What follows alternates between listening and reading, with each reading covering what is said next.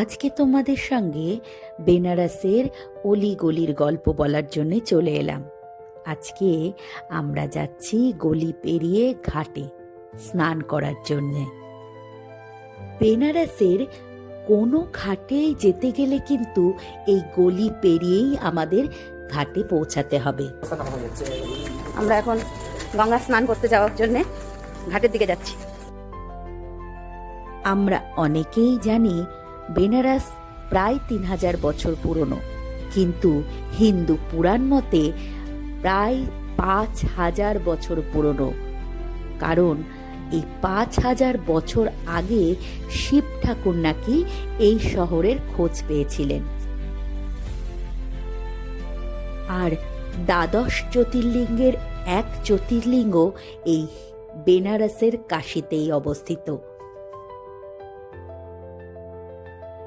বেনারসের প্রতিটি ঘাট জুড়ে কিন্তু অসংখ্য দেবদেবীর মন্দির রয়েছে।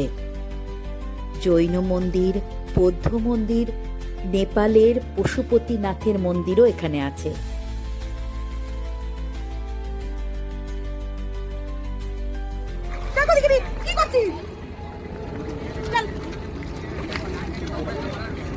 আচ্ছা, কি স্নান হলো? এই যে স্নান করলে? কোথায় স্নান করলে তুমি? কাশী গঙ্গা। কাশী গঙ্গায় স্নান করলাম, ভালো লাগলো। কাশীর গঙ্গায় ডুব লাগালে নাকি বহু পুণ্য অর্জন করা যায়। তাই আমরাও সবাই একে একে ডুব লাগালাম। কি যে শান্তি পেলাম সেটা মুখে বলে প্রকাশ করা যাবে না। তোমাদের বললে বিশ্বাস করবে কিনা জানি না, কি যে একটা শান্তি পেলাম। অন্তর আত্মা তৃপ্তি পেল।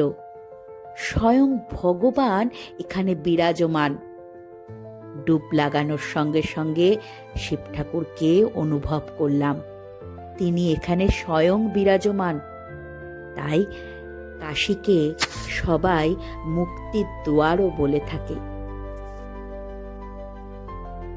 বহু মানুষ বহু দূর দূরান্ত থেকে মৃত্যুর পর একবার শুধুমাত্র মুক্তির আশায় কাশীর গঙ্গায় ভাসতে আসেন, শান্তি পেতে আসেন।